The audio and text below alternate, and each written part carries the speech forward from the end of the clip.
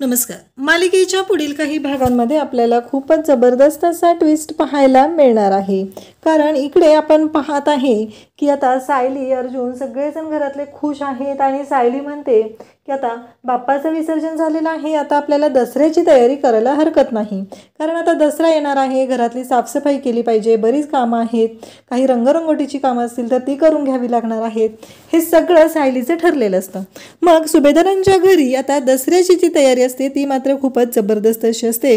कारण सुभेदारांच्या घरी दसऱ्याच्या वेळेस एक जबरदस्त अशी ट्रिक लढवली जाते. ती म्हणजेच की प्रत्येकाने आपापली रूम साफ करायची नाही, तर वेगवेगळ्यांची रूम साफ करायची. म्हणजे जर आता सायलीची रूम असेल तर सायलीची रूम सायली आणि अर्जुन साफ करणार नाही, तर ती रूम कल्पना साफ करणार, अस्मिताची रूम सायली साफ करणार, अशा पद्धतीने ठरलेलं असतं. आता अश्विनची रूम साफ करायची असते. प्रिया आणि अश्विनला तर घराच्या बाहेर हाकललेलं असतं, त्यांना घरातलं कुठलं साहित्यही दिलेलं नसतं आणि त्यांच्या रूमची साफसफाई करायची ठरलेली असते. आता त्यांच्या रूमची साफसफाई करायला इकडे कल्पनाने अस्मिताला मदतीला घेतलेलं असतं. पण अर्जुनच्या डोक्यात मात्र वेगळी साईड येते. अर्जुन थोडा वेगळ्या पद्धतीने विचार करू लागतो आणि अर्जुन म्हणत असतो की मला काय वाटतंय की मी आणि सायलीने सुद्धा मदतीला गेलं पाहिजे. मग अर्जुन आणि सायली दोघंही त्यांची रूम भरभर साफ करून घेतात आणि म्हणतात की आता आपण पुढे काहीतरी बघूया. कारण अर्जुनला काही करून ते गाठोडं जे आहे ते सापडत नसतं. अर्जुनला ते गाठोडं शोधायचं असतं आणि त्यासाठी अर्जुनकडे आता एकच ऑप्शन असतो. कारण अर्जुनला आठवतं की रविराजने त्याला सांगितलेलं असतं की ते जे गाठोडं आहे ते गाठोडं तन्वीने दाखवलेलं होतं. जेव्हा तन्वी आलेली होती तेव्हा तन्वीने ते गाठोडं दाखवलं होतं. ही गोष्ट आता आठवत असते अर्जुनला. त्यामुळं अर्जुन ठरवतो की आता आपल्याला पाहावं लागणार आहे नक्की काय झालेलं आहे, गाठोडं कुठं होतं. या सगळ्या गोष्टींचा शोध घ्यायचं अर्जुन आणि सायली यांनी ठरवलेलं असतं आणि त्यासाठी त्या दोघांची तयारीसुद्धा जोरदार अशी चाललेली असते. त्यासोबतच इकडे पाहायला मिळतं की सायली आणि अर्जुन दोघंही तयारीला लागतात आणि त्याचबरोबर अस्मितासुद्धा जे जमेल ते काम करण्याचा प्रयत्न करत असते. अस्मिता म्हणत असते की बघूया आपल्याला काही मिळतंय का. कारण काहीही झालेलं असलं तरीही या सगळ्या गोष्टी ज्या आहेत त्या शोधणं तर गरजेचंच आहे. आणि जेव्हा सुभेदारांच्या घरी साफसफाई सुरू असते, अगदी सायली, त्याचबरोबर अर्जुन, प्रताप, अर्जुन, त्याचबरोबर रविराजसुद्धा आलेले असतात. या सगळ्या गोष्टी घडत असतात आणि त्याचबरोबर इकडे हे सगळेजण आता तयारीला लागलेले असतात. अस्मिताचं मात्र बारीक लक्ष असतं. अर्जुन आणि सायलीसुद्धा हे काम अगदी लक्ष देऊन मनापासून करत असतात. कारण त्यांनाही माहिती असतं की आपल्याला या सगळ्या गोष्टींचा शोध घ्यावा लागणार आहे. आणि अर्जुनच्या तर डोक्यात वेगळंच सुरू आहे, प्रिया नक्की काय करते. कारण आता अश्विन आणि प्रिया घराच्या बाहेर तर पडलेले आहेत, पण ते घराच्या बाहेर पडलेले असले तरीही त्यांच्यावरती बारीक लक्ष ठेवणं गरजेचं आहे. कारण सायलीने ज्या पद्धतीने त्या दोघांना घराच्या बाहेर काढलेलं आहे त्या पद्धतीने आता प्रिया काही शांत बसणार नाही. ही गोष्ट अर्जुनला सुद्धा चांगलीच माहिती असते. त्यामुळं अर्जुनसुद्धा तिच्यावरती बारीक लक्ष ठेवत असतो. इकडे आता अश्विन आणि प्रिया दोघंही रविराज यांच्या घरी जातात. कारण त्यांना वाटत असतं की तो एकच ऑप्शन आपल्याकडे शिल्लक राहिलेला आहे. म्हणून त्या दोघांनीही ठरवलेलं असतं की रविराज यांच्या घरी जायचं आहे आणि म्हणून ते दोघंही रविराज यांच्या घरी जायला निघतात. आणि मग इकडे तिथं गेल्यानंतर सुद्धा एक मोठी गोष्ट घडते की रविराज भयानक असे चिडलेले असतात आणि रविराज म्हणू लागतात की नाही, काहीही झालं तरीही तुम्ही दोघांनी इथं येण्याचं धाडसच कसं केलं. कारण ही हिंमतच कुठून आली तुमच्यात. तुम्ही दोघांनी इथं यायची अजिबात गरज नाही. कारण या घरामध्ये तुम्हाला अजिबात जागा नाही, या घरामध्ये तुम्ही राहू शकत नाही आणि थांबायचा प्रश्नच येत नाही, असं सगळं ठरलेलं असतं.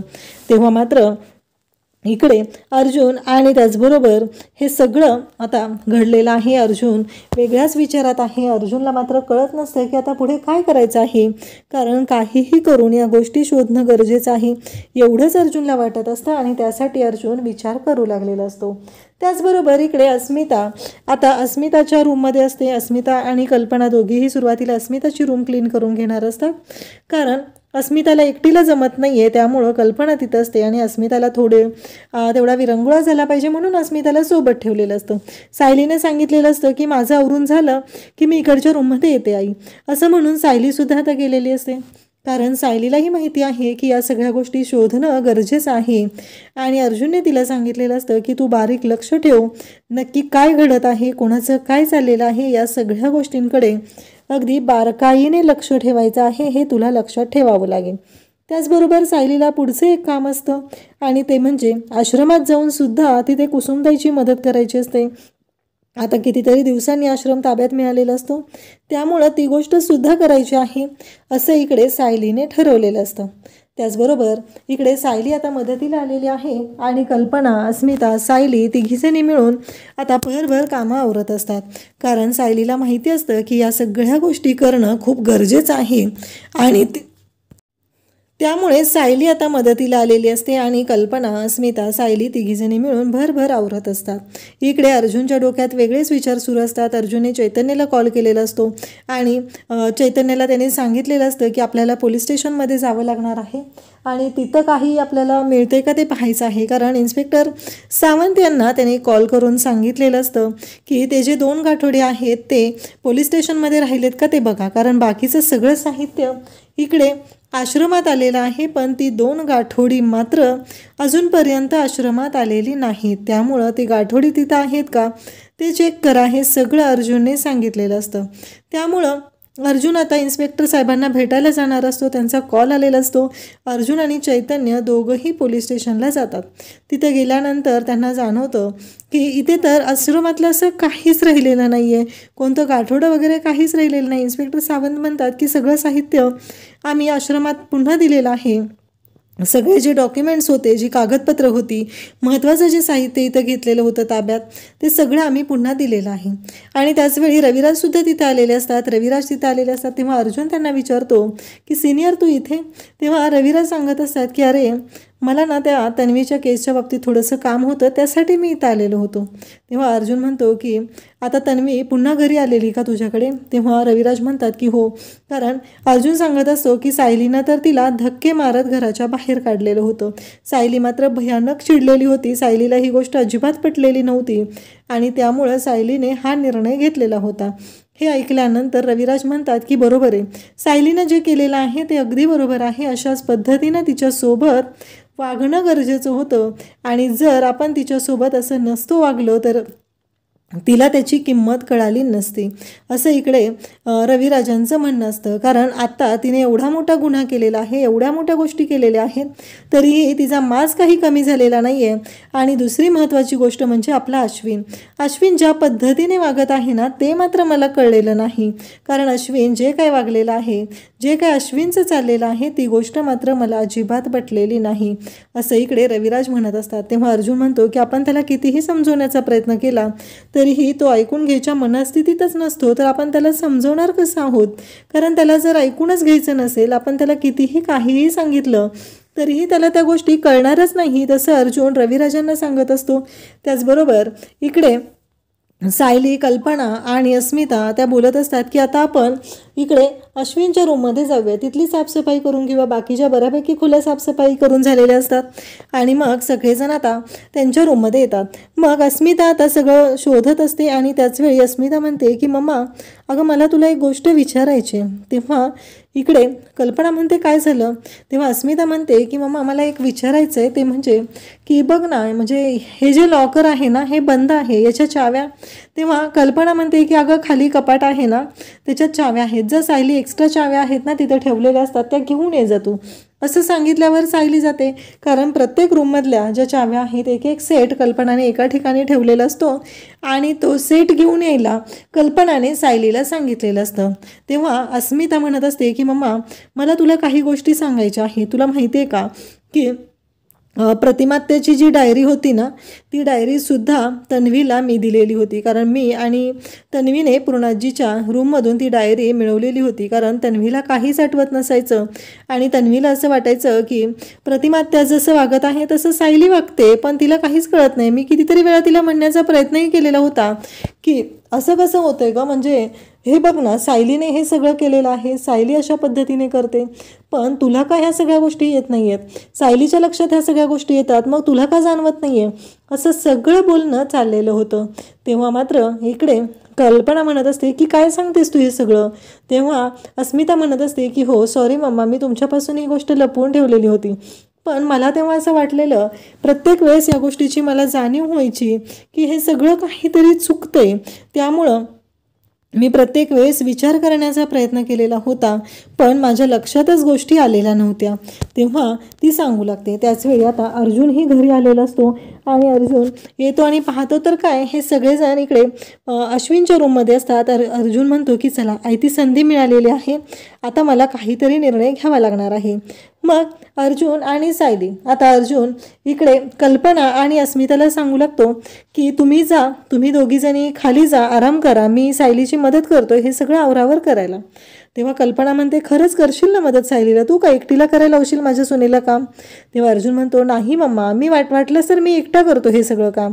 तेव्हा सायली म्हणते की आई तुम्ही जा खाली दोघीजणी, अस्मिताताईही दमल्या असतील, तुम्ही जा आराम करा, आम्ही दोघंजण मिळून हे सगळं आवरून घेतो. असं आता सायली आणि अर्जुनने ठरवलेलं असतं. म्हणून सायली आणि अर्जुन दोघंही आवरायला घेतात आणि नेमका तो जो ड्रॉवर असतो तो ड्रॉवर अर्जुन उघडतो आणि त्याला त्याच्यामध्ये गाठोडं दिसतं.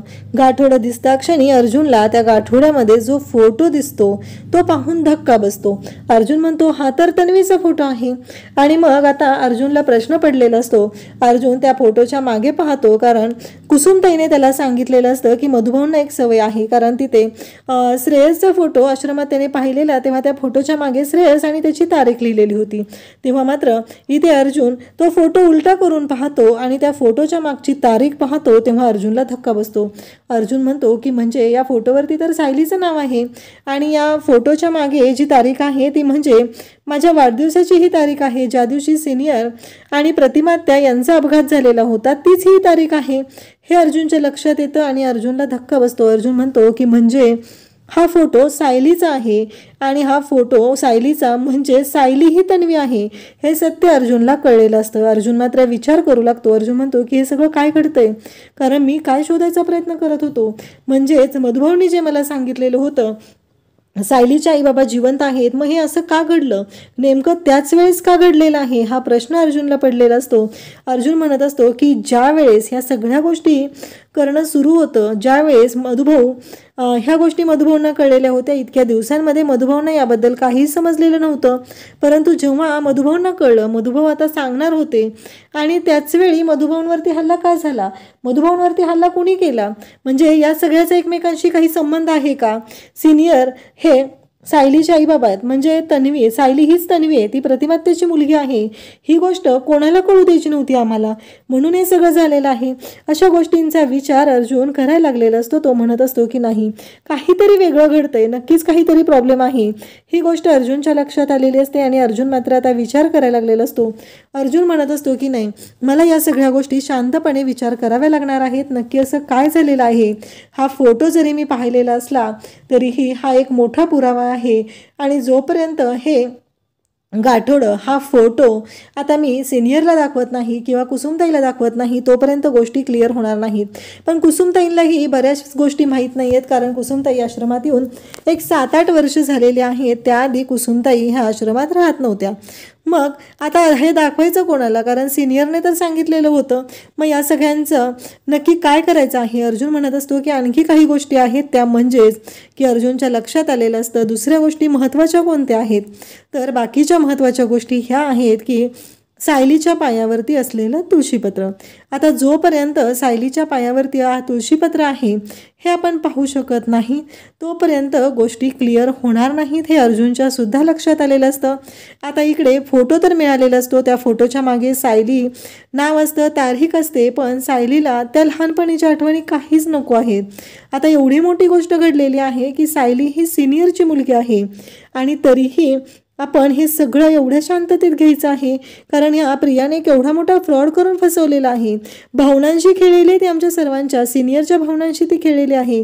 तिला जराही लाज वाटलेली नाही. तिनं आम्हा सगळ्यांना फसवलेलं आहे. या सगळ्या गोष्टी अर्जुनच्या डोक्यात सुरू असतात आणि अर्जुनला मात्र भयानक राग आलेला असतो. त्याला ही गोष्ट अजिबात पटलेली नसते. ज्या पद्धतीने हे सगळं घडलेलं आहे ते पाहून अर्जुनला धक्का बसलेला असतो. अर्जुन म्हणत असतो की नाही, काहीही झालं तरीही हे सत्य मी सर्वांच्या समोर आणणार आहे आणि सायलीला न्याय मिळवून देणार आहे. कारण मला असता खात्री आहे की जोपर्यंत मी सायलीला न्याय मिळवून देत नाही तोपर्यंत ह्या गोष्टी अशाच राहणार आहेत. जोपर्यंत मी सायलीला सांगत नाही तोपर्यंत सायलीला तिचे आईबाबा भेटू शकणार नाहीत. मधुभाऊंनी खूप वेळा सांगण्याचा प्रयत्न केलेला आहे, पण मधुभाऊ कोमात गेलेले आहेत. जोपर्यंत मी सायलीला न्याय मिळवून देत नाही तोपर्यंत मला नाही वाटत की मधुभाऊ कोमातून बाहेर येतील. कारण त्यांच्यामध्ये इम्प्रूव्हमेंट तर दिसत आहेत, पण या सगळ्या गोष्टीसुद्धा तेवढ्याच गरजेच्या आहेत. हे आता अर्जुनच्या लक्षात आलेलं असतं. आणि इकडे रविराज तिथे आलेले असतात. आणि मग जाताना रविराज, सायली आणि त्याचबरोबर रविराज आणि प्रतिमा दोघंही सायलीला भेटतात. आणि जेव्हा गाडीच्या जवळ जातात तेव्हा मात्र सायली सांगत असते की सावकाश जा. पण रविराज सर, मला तुम्हाला आणखी एक गोष्ट सांगायची, ती म्हणजे प्रत्येक वेळेस जेव्हा मी गाडीत बसते तेव्हा मला भीती वाटते. तेव्हा रविराज म्हणतात की हो, जेव्हा मी तुला पहिल्यांदा सांगितलं होतं ना गाडीत बस, तेव्हाही तू अशीच घाबरलेली होती. तू म्हणत होती की नाही, मी माझ्या स्कूटरवरून येईन, मी गाडीत येणार नाही. म्हणजे हेच ते कारण आहे का? तेव्हा सायली सांगत असते की हो, कारण मला प्रत्येक वेळेस असं जाणवतं की मी, माझी आई आणि माझे बाबा गाडीतून निघालेलो होतो आणि नेमकं त्याच वेळेस पाठीमागून एक ट्रक आला आणि त्या ट्रकने आमच्या गाडीला धडक दिलेली होती. आणि मी फक्त माझ्या बाबांना ओरडून हेच सांगत होते की बाबा मला वाचवा, माझी आई, असं सगळं मी ओरडत होते. आई, बाबा, पाठीमागून ट्रक येतोय, ह्या सगळ्या गोष्टी मी ओरडत होते. हे सगळं जेव्हा घडत असतं तेव्हा मात्र इकडे रविराजांना आणि त्याचबरोबर प्रतिमा या दोघांनाही धक्का बसतो. ते दोघंही म्हणत असतात की हे कसं पॉसिबल आहे, कारण हे तर सगळं आमच्या बाबतीत घडलेलं होतं, ह्या सगळ्या गोष्टी आमच्या बाबतीत घडलेल्या होत्या, मग हे कसं काय सांगत आहे? हा प्रश्न मात्र आता पडलेला असतो. आणि मग अर्जुन तिथे येतो आणि रविराजांना सांगू लागतो की हो, सायली जे बोलते ते अगदी खरं आहे, कारण या सगळ्या गोष्टी सायलीच्या बाबतीत घडत असतात. रविराजांना स्वतः अर्जुनने सांगितलेलं असतं. त्याचबरोबर आता ह्या गाठोड्याच्या बाबतीत अर्जुन रविराजांना कशा पद्धतीने विचारणार आहे, तन्वीचं गाठोडं कशा पद्धतीने दाखवलं जाणार आहे, हे आपल्याला पुढे पाहायला मिळणार आहे. अशाच अपडेटसाठी चॅनलशी कनेक्ट राहा. थँक्यू.